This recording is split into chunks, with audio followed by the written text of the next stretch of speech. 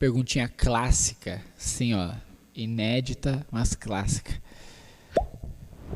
Quantos leram o Dia do Senhor número 6 essa semana?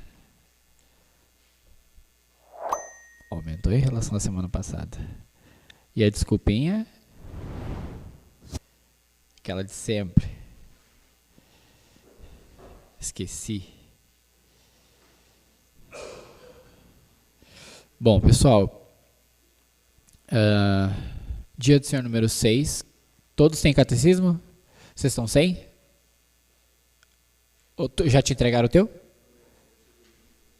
Já te entregaram o teu? Cadê o teu, safado? Também deixa aí. Ô Dani, alcança pros guri, por favor.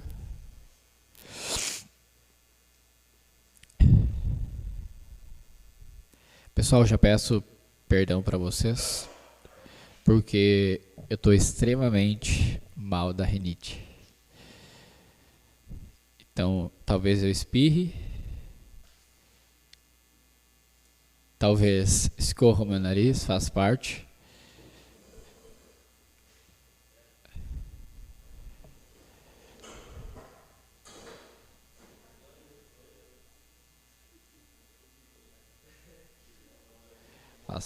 Faz parte.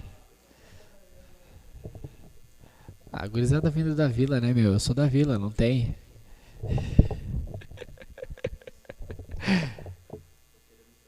Valeu, Vaso. Tu é o melhor de todos. Vamos ver se vai conectar aqui. Se conectar, tamo grandão. Não foi possível conectar-se. Bom, então não vai rolar aqui. Então tá. Tá ótimo.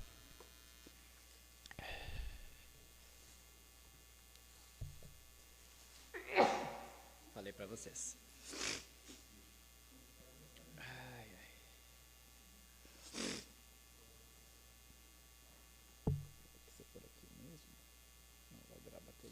Bom, alguém tem um catecismo sobrando? Ô Dani, tem um sobrando aí? Deixa aí que eu vou nele mesmo. Pera.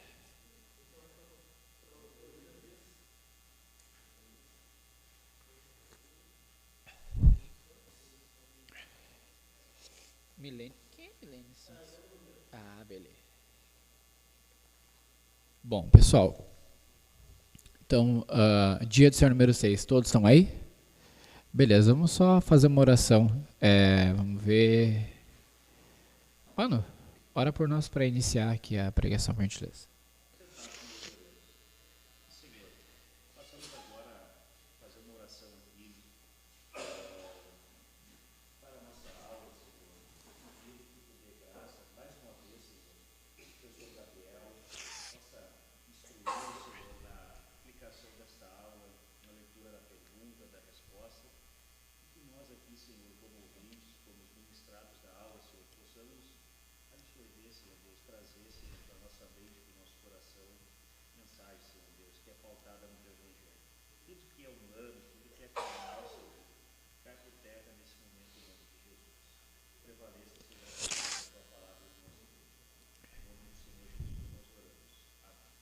Amém. Bom, nós vamos fazer um exercício que a gente fazia na outra vez, que é o seguinte: eu vou ler a pergunta e todos vocês em seguida leem a resposta em conjunto, beleza? Por isso que todos têm o catecismo.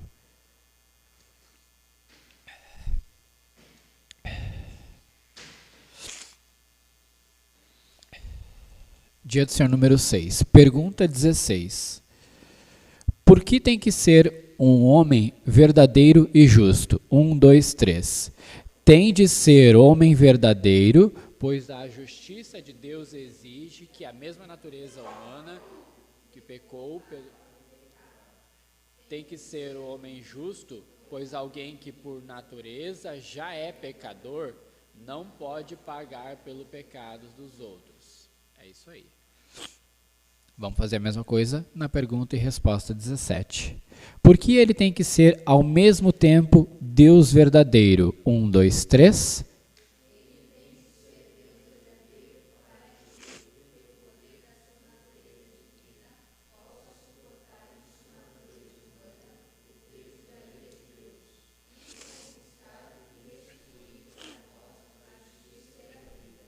Ótimo. Pergunta 18. Mas que mediador é esse que é ao mesmo tempo Deus verdadeiro e homem verdadeiro e justo? 1, 2, 3.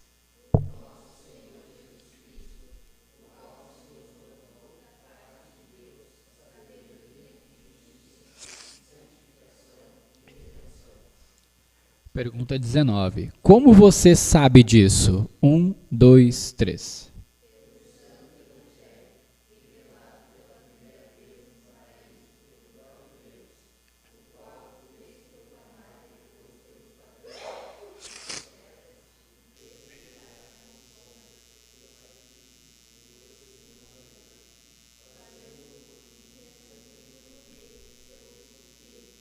Viu? É por isso que a gente não tem coral.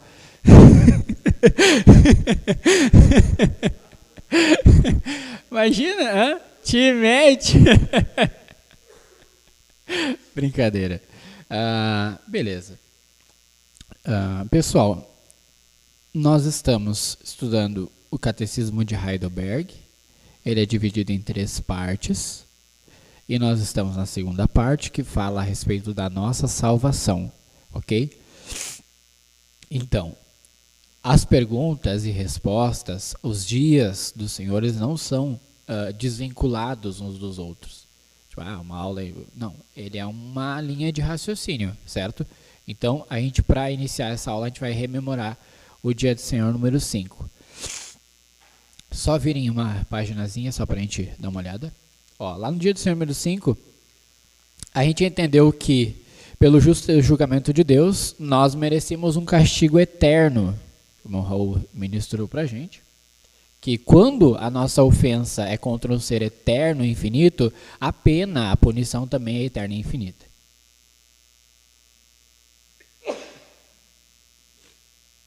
Então, nós necessitamos pagar essa dívida com Deus, contra esse ser eterno e infinito. Nós precisamos pagar. O problema é que nós não conseguimos pagar. Por quê? Porque nós não temos como, nós somos seres pecadores. E a palavra de Deus exige, então, que nós tenhamos alguém que pague essa dívida por nós. Entendeu? É como se nós tivéssemos feito uma dívida com o governo e essa dívida nós já estivéssemos no negativo, ou seja, a gente estivesse já sem dinheiro e devendo, e aí, bom, eu não tenho dinheiro para pagar, tem que ter um outro que pague por mim. Só que aí tu olha em volta, tá todo mundo com o mesmo empréstimo e devendo para o governo também. O que tu vai fazer? Ninguém que é igual a ti consegue pagar a tua dívida. Tem que ter alguém melhor e maior que tu, mas da mesma natureza que tu, porém com uma natureza maior, suficiente para pagar essa dívida. Que é esse mediador. Que é esse mediador que fala ali no final da resposta 5, que é a conclusão, né? Que nós precisamos de um mediador e libertador, né? Que seja homem verdadeiro, justo, mais poderoso do que os iguais, ou seja, mais poderoso do que as criaturas, e que seja também ao mesmo tempo Deus, ou seja, que tenha 2 naturezas, uma natureza humana e uma natureza divina. Esse mediador tem que ser dessa forma, é a exigência da palavra de Deus. Até aí, ok? De boa, lembramos da aula passada, certinho? Alguma pergunta em relação a isso até ok? Beleza. Dia do Senhor número 6. Por que então? Mas por que esse ser, por que esse mediador, por que ele tem que ser um homem verdadeiro e justo, diz a pergunta 16. E a resposta diz o seguinte: tem que ser homem verdadeiro, pois a justiça de Deus exige que a mesma natureza humana que pecou pague pelo pecado. E aí eu vou pedir então para que um de vocês, pode ser aqui o Pedro, tá com o Bíblia aí, Pedro? Beleza. Abre aí em Romanos, no capítulo 5, versículo 12. 5:12 até o 15 e lê para nós. E outro, abre, pode ser Benjamin.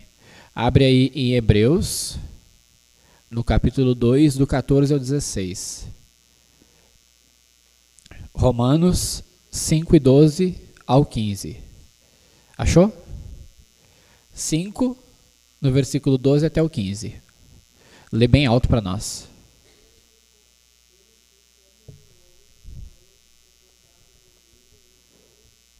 Um pouquinho mais alto.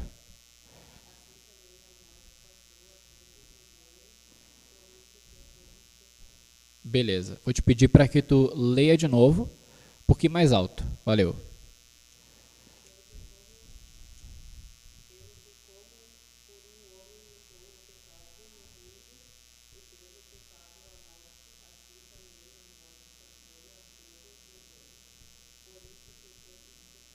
Ótimo. Agora o versículo 15, um pouquinho mais para baixo.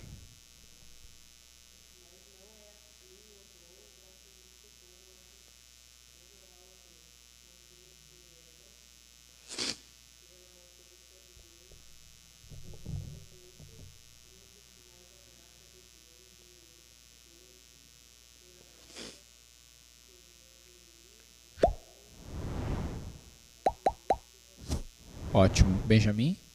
Hebreus 2, do 14 até o 16.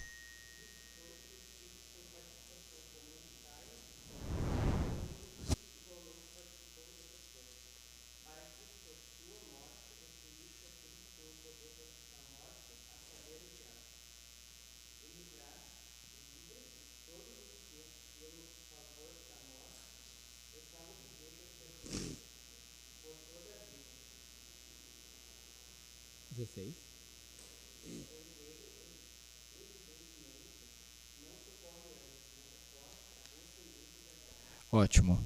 Então, ele tem que ser um homem verdadeiro, como diz a resposta, porque se ele for homem verdadeiro, aqui homem verdadeiro significa homem de fato de verdade. Tipo assim, homem como a gente é, da mesma natureza, da mesma carne, certo?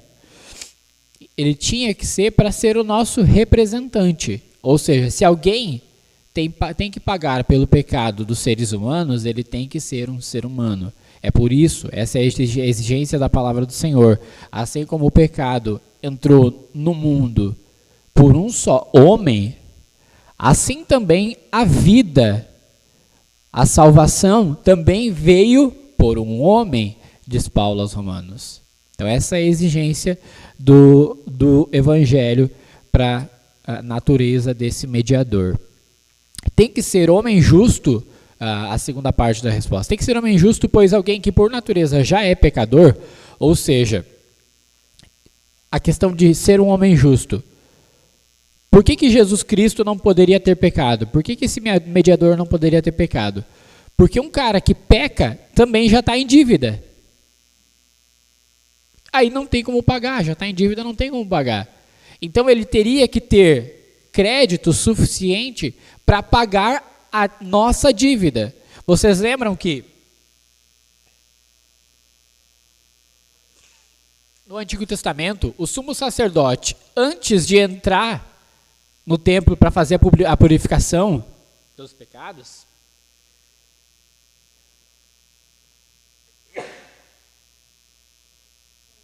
obrigado. O sumo sacerdote, antes de entrar no templo para fazer a purificação pelos pecados, ele primeiro sacrificava um animal para purificar, para expiar o seu próprio pecado. Porque ele também tinha pecado. Só que aquilo ali é uma sombra que prefigurava o ofício de sacerdote de Cristo. Cristo, quando veio, ele morreu pelos nossos pecados, mas não pelos pecados dele. Não precisou fazer nenhum sacrifício para purificar a si mesmo, porque ele já era santo. Então, essa é a exigência de que fosse justo. Então, tem que ser homem justo, pois alguém que por natureza já é pecador não pode pagar pelos pecados dos outros. Então, vejam ali, vou pedir que a Nick abra Hebreus no capítulo 7, 26 e 27. E a Nath abre em 1 Pedro 3,18. Hebreus 7, 26 e 27. Eu peço que todos abram a Bíblia e vão acompanhando, tá, pessoal? Não fiquem só como ouvintes, vão conferindo se o que nós estamos lendo e falando aqui, de fato, bate com o que a Escritura está falando. Pode ler.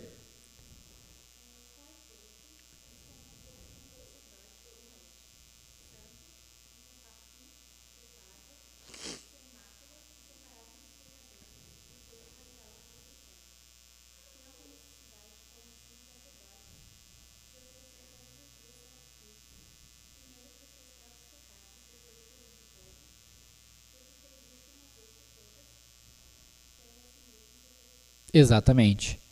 É exatamente o que eu estava falando.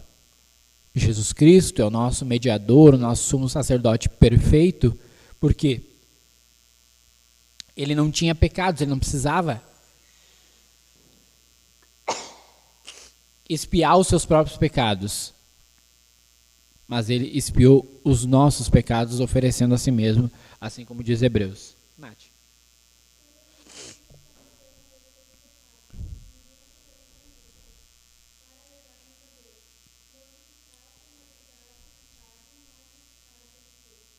Perfeito. O justo, então, Jesus Cristo, morreu pelos injustos, nos resgatando assim dos nossos pecados. Pergunta 17. Por que ele tem que ser, então, agora, vamos para uma outra parte, Deus verdadeiro? Nós vimos agora por que ele tinha que ser homem. Por que ele tinha que ser homem verdadeiro? Agora, por que ele tinha que ter a natureza divina? Por que, ao mesmo tempo que ele tinha que ser homem, ele tinha que ser Deus? E a resposta é bem clara. E muito lógica também, né? Ele tem que ser Deus para que, pelo poder da sua natureza divina, ele possa suportar na sua natureza humana o peso da ira de Deus. Pense que as referências, elas vão nos levar a isso. Aos que meditaram já perceberam isso, né? O que a Bíblia fala a respeito da ira de Deus? Digam aí o que vocês sabem a respeito da ira de Deus. Muita gente falando, não estou entendendo. Um só de cada vez para não confundir. O que vocês lembram da Bíblia falando a respeito sobre a ira de Deus? A ira de Deus é... Tadã! A ira de Deus é justa.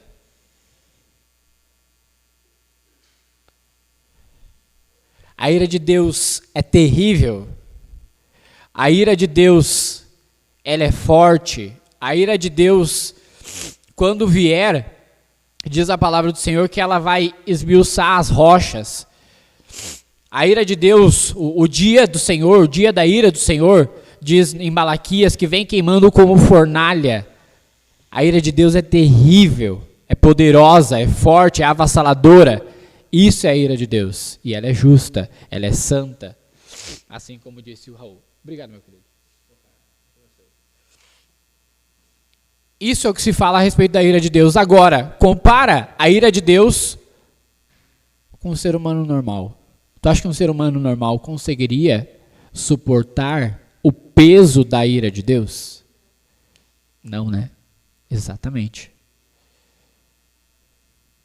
É impossível um ser humano comum suportar a ira de Deus. É por isso que a resposta nos diz que ele tem que ser verdadeiro Deus, porque pelo poder da natureza divina que ele tinha, e tem de fato, ele pudesse suportar o peso da ira de Deus quando o Senhor derramasse. Lembram que Jesus bebeu o cálice da ira de Deus? Lembram de Jesus no Getsêmani? Ele orando, suando sangue. Ele disse o quê? Senhor, se possível, passa de mim este cálice. Mas faça-se a tua vontade. O cálice da ira de Deus, Jesus bebeu cada gota. Por quê? Porque foi derramado em cima dele, ele tinha poder para isso. E não apenas isso. Imagina, um ser humano normal consegue simplesmente morrer e ressuscitar sozinho? Não, é óbvio. Agora, o Senhor Jesus pode. Ele diz em João, no capítulo 10, eu ofereço a minha vida e torno a reavê-la. Eu tenho o poder de oferecer, de dar a minha vida e tornar a pegar para mim de volta. Ele tem esse poder, João capítulo 10. Então é por isso que ele estava qualificado, por isso que ele era qualificado a ser o nosso mediador, porque ele tinha as características e o poder para isso, e era o único que tinha. Então, para que possa suportar em sua natureza humana o peso da ira de Deus, e conquistar e restituir para nós a justiça e a vida. Eu quero que um de vocês, deixa eu ver, Joana, abre aí João 3,16 e Zeque, abre aí para nós, por gentileza, 2 Coríntios 5:21. Vai recitar de cabeça? Não tem problema.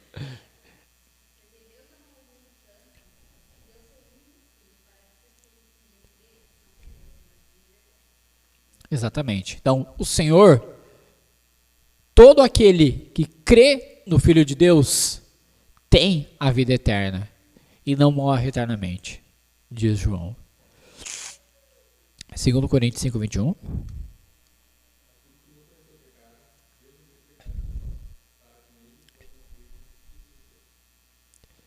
Vejam que Jesus, ele se fez pecado por nós. Todos vocês que já leram o Pentateuco, o Antigo Testamento, Gênesis, Êxodo, Levítico, Números, Deuteronômio, perceberam que tem uma cerimôniazinha ali, que é um animal, que nele é colocada a mão ali e é como se fosse transferido para ele o pecado. E aí então ele é mandado para o deserto para morrer. E o sacerdote faz um outro sacrifício para purificação. Jesus, ao mesmo tempo que ele foi o sacerdote, ele foi o sacrifício também. Ou seja, ele era o próprio sacrifício e o nosso sacerdote. Ele conquistou para nós e restituiu para nós a justiça e a vida. Ele teve o poder para isso e ele de fato o fez. Mas que pergunta 18. Mas que mediador é esse? Ao mesmo tempo Deus verdadeiro e homem verdadeiro e justo? E a resposta é bem simples, né? Jesus Cristo, o nosso Senhor Jesus Cristo. E aí tem uma citação de 1 Coríntios, capítulo 1, versículo 30. O qual se tornou da parte de Deus sabedoria e justiça, santificação e redenção. Jesus é isso para nós. Jesus é a nossa sabedoria, Jesus é a nossa justiça, Jesus é a nossa santificação, Jesus é a nossa redenção. Sem Jesus, nós não somos santos. Sem Jesus, nós não temos redenção, nós não somos redimidos do nosso pecado. Sem Jesus, nós não somos justos diante de Deus, nós não seríamos justificados diante de Deus. E como é que eu posso comprovar que de fato é Jesus esse mediador? As próprias referências nos apontam isso. Mateus 1, 21 ao 23. Vamos ler para comprovar aqui de fato.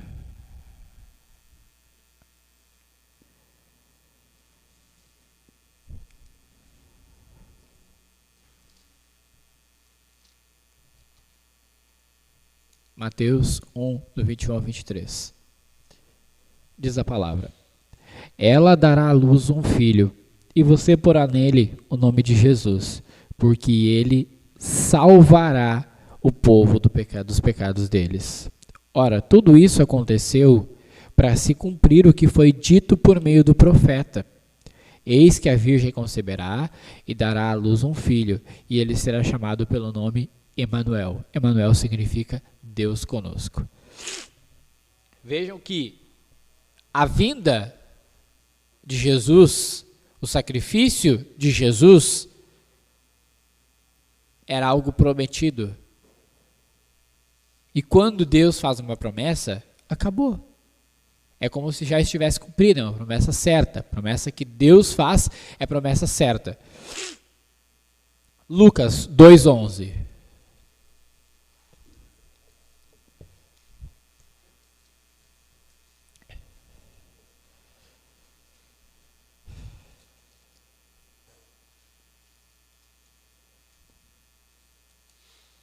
É que hoje na cidade de Davi lhes nasceu o Salvador, que é Cristo o Senhor.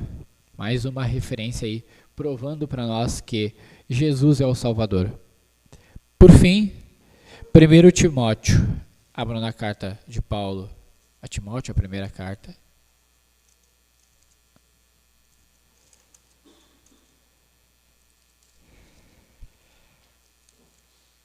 Vamos ler 2:5, depois 3:16.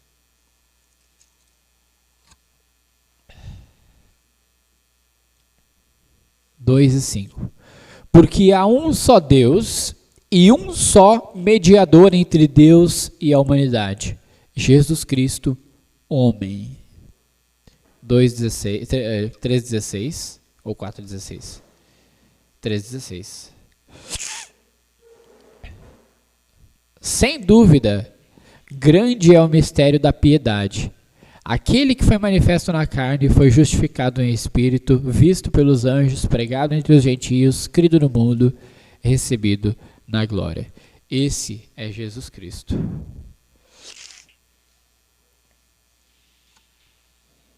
Para a gente se encaminhar para o final. Como você sabe de tudo isso?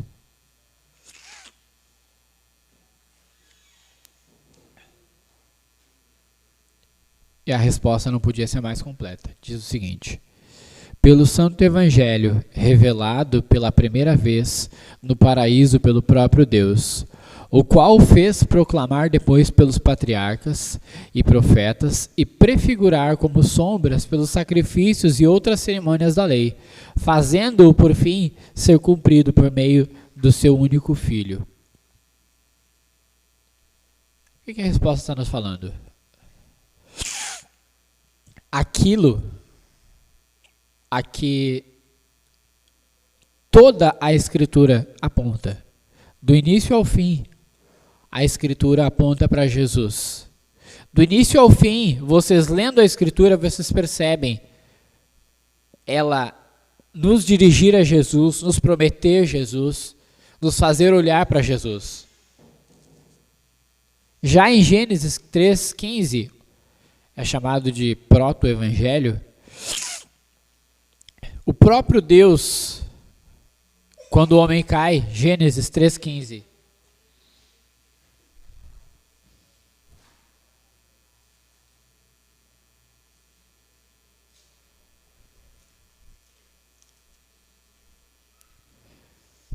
leia com atenção, ó.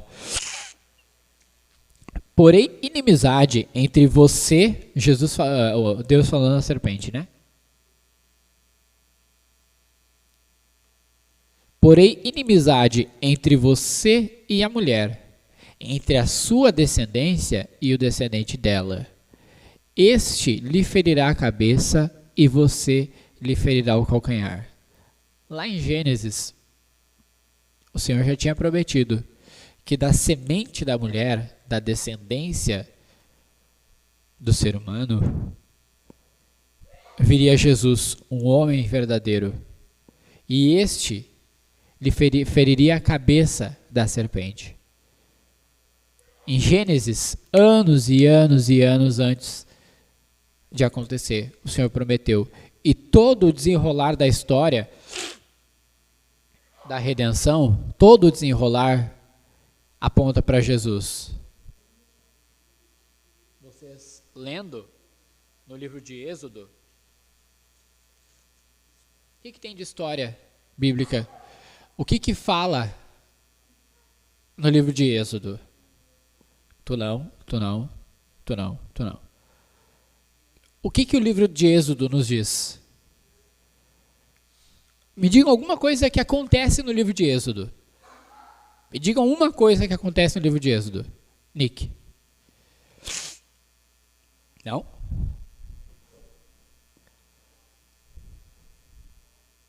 Davi?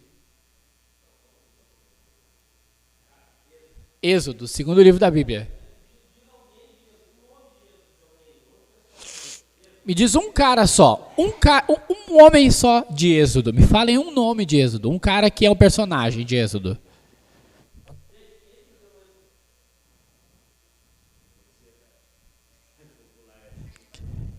Quem é que abriu o mar vermelho?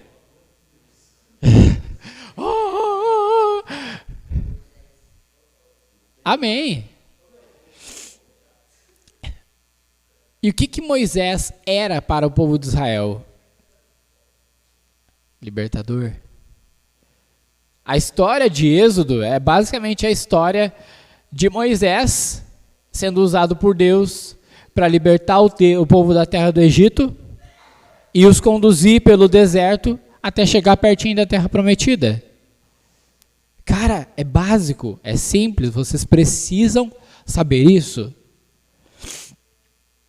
E eu não estou falando aqui com gente que se converteu faz 2 meses, não.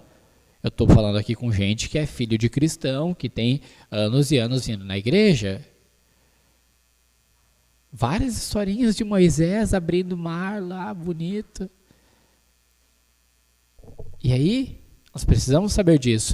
Então, todo o desenrolar da Escritura aponta para Cristo. Moisés era um tipo de Cristo. Moisés era um libertador. Josué era um tipo de Cristo que conduz o povo à terra prometida. E Jesus é o melhor, o maior Josué que nos conduz ao nosso descanso eterno, de fato. E o que fala em Levítico? Aquela matança de boizinho, pombinha e cabrito, carneiro. Aquela matança toda prefigura a morte de Jesus Cristo para pagar pelos nossos pecados. Todos aqueles rituais, até mesmo a estrutura do templo de Jerusalém, apontava para Cristo, apontava para a perfeição de Cristo, para o ofício sacerdotal de Cristo.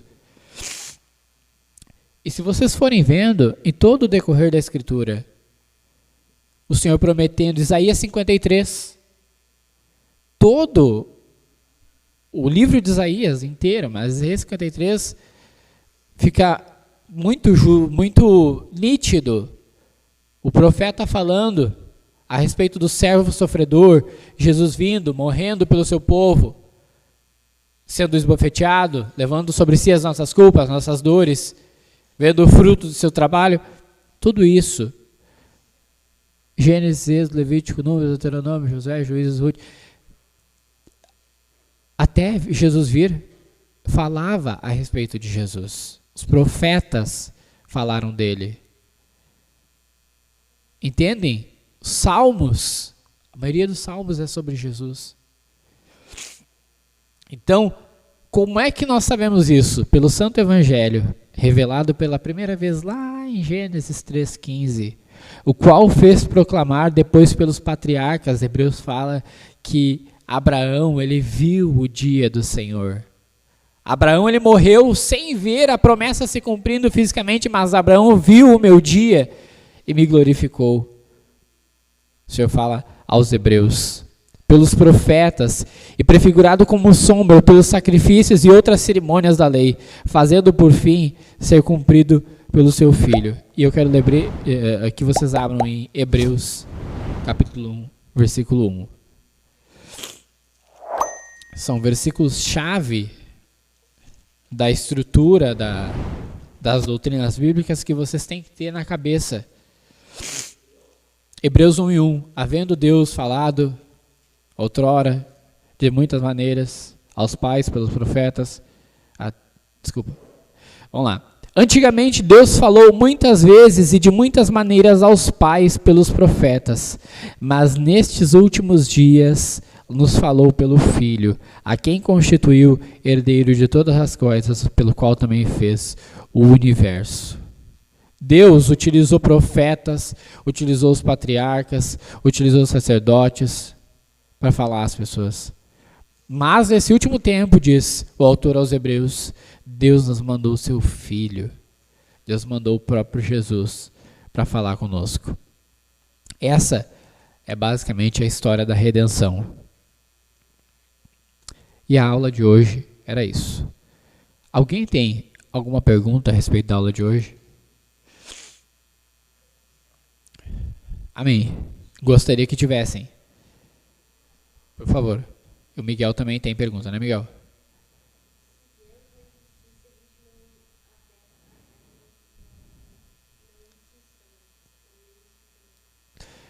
Entendi tua pergunta. Se houvesse essa possibilidade de Deus não existir, de fato não existiria. Mas é que Deus não existir não é uma possibilidade, porque Deus, ele não tem um início. Ele simplesmente é, ele existe. Não é como nós, que ele nasceu em algum tempo e teve um início. Tá ligado os heróis da Marvel? Pá, vamos pensar em um herói muito fera, o Thanos. Desculpa, não é um herói, desculpa, a meu conhecimento é limitado demais. Cara, não, pode ser o Thanos, é um deus da Marvel, sei lá qual é que é a dele. Cara, o Thanos, ele tem um pai, ele tem alguém que gerou ele, né? Ele é irmão dos deviantes, ele é um cara diferenciado lá. Ele é originado de alguém, dos celestiais. Os celestiais criaram os deviantes, criaram o Thanos. Então o Thanos teve um início. Sei lá, ele vai morrer ou não? Não sei. Entendeu? Na história do cinema, sim, mas enfim. Então o que acontece? Pode ser imortal? Pode ser imortal, mas ele teve um início. Deus não é assim. Deus, ele simplesmente... Não existe um tempo onde ele não existiu, até porque para Deus não existe tempo. Deus está fora do tempo, fora da linha do tempo sagrada. Entendeu? Isso é o modo de nós compreendermos um pouquinho melhor a respeito de Deus.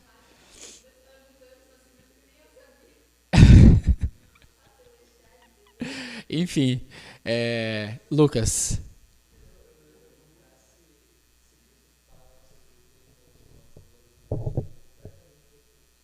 Perfeito. Deus nos olha santos e santificados, mas não por mérito nosso, por mérito de Jesus. Quando Deus nos olha, Deus ele não olha para os nossos pecados. Deus ele não é como se nós estivéssemos cobertos plenamente pela justiça de Cristo. É por isso que Paulo, quando Paulo está escrevendo para Coríntios, ele diz aos santos da igreja de Corinto. Entendeu? Aos santos de Corinto. Por quê? Os caras são os pecadores, o outro lá tá dormindo com a mãe, com a esposa do pai dele. O outro lá tá acusando o irmão no tribunal. Os outros lá compram carne do açougue lá, que foi adorado aos santos. Entendeu? Por que santos? Porque nós temos sobre nós a misericórdia, a graça de Deus, e é como se a justiça de Jesus é imputada em nós. Então nós somos justos diante de Deus. Aqueles que creem em Jesus, que foram salvos por Jesus. É isso. Ezequiel.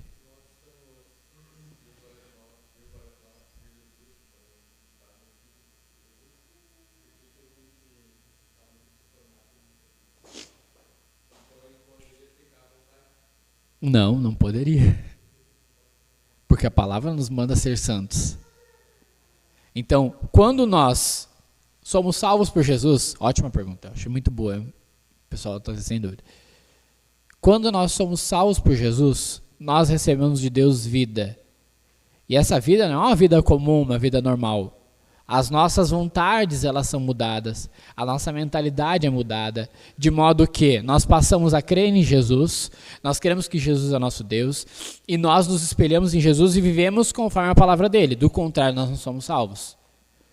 E quando pecamos, é um tropeço. Eu gosto do que o irmão Everton fala. O pecado é um tropeço na vida do crente. Não é o modo de viver.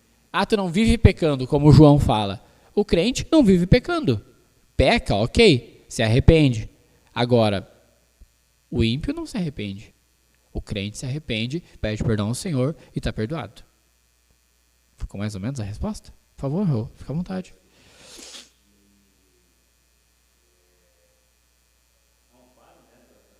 Amém.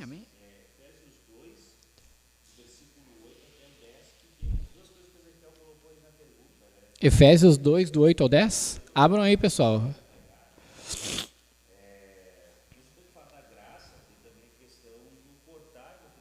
Ótimo.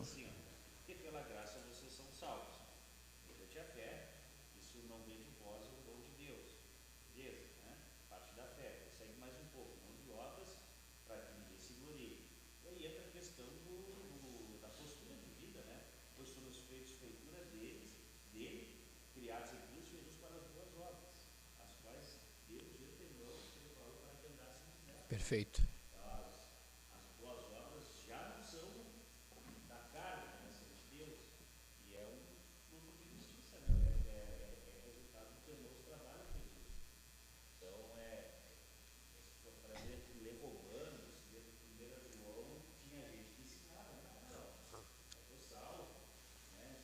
Tá tudo certo. Vamos dar-lhe.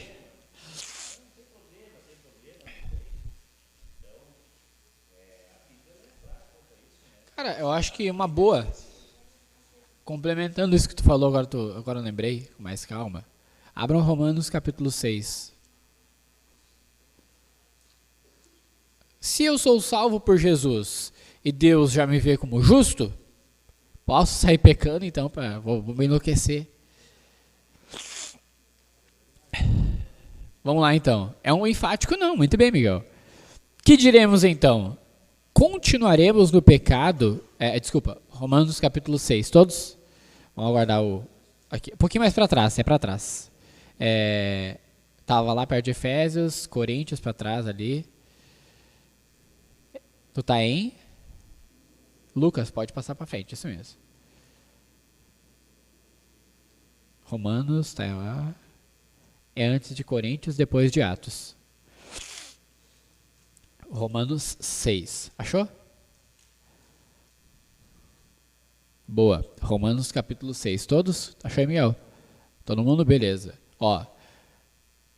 Que diremos então?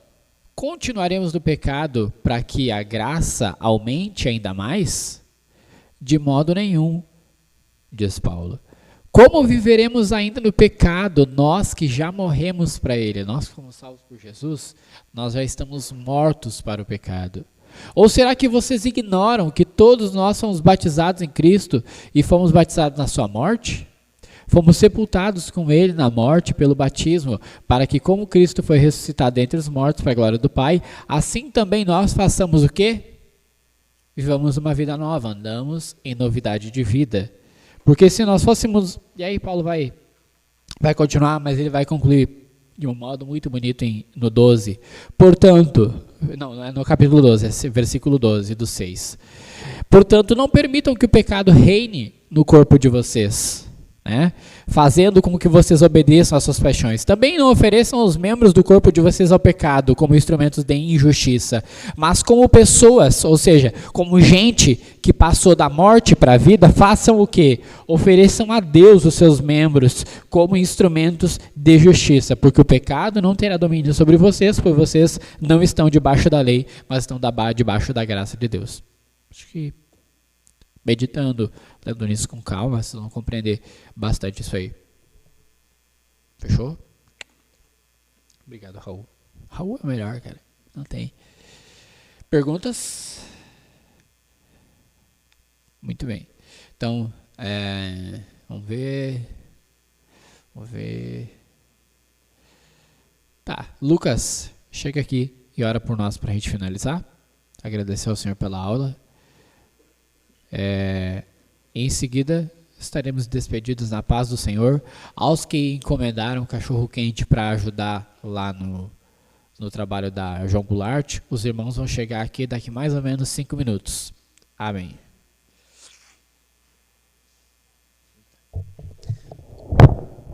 Oremos então. Senhor, nosso Deus, nosso Pai, te agradecemos, ó Deus, pela aula que tivemos, te agradecemos pelo conhecimento obtido. Ajuda-nos, Deus, a colocar as verdades aqui existentes em prática na nossa vida, que venhamos conhecer a nossa pecaminosidade, que venhamos entender que não somos salvos porque nós merecemos, que não somos salvos pelo aquilo que fazemos, mas somos salvos porque a Tua graça nos alcançou, porque o Teu amor nos alcançou e nos livrou do pecado. Abençoe-nos, Deus, que de agora em diante venhamos viver essas verdades e que a Tua graça abunde em nossa vida. que jamais venhamos viver pecando ou entregue às paixões, mas que venhamos sempre amar a Ti e renunciar a nós mesmos. Guia-nos daqui aos nossos lares, aqueles que ficarão, abençoa-nos, Deus, na comunhão, e estejamos sempre unidos, Pai, em amor e graça. Te agradecemos por tudo desde agora e para sempre.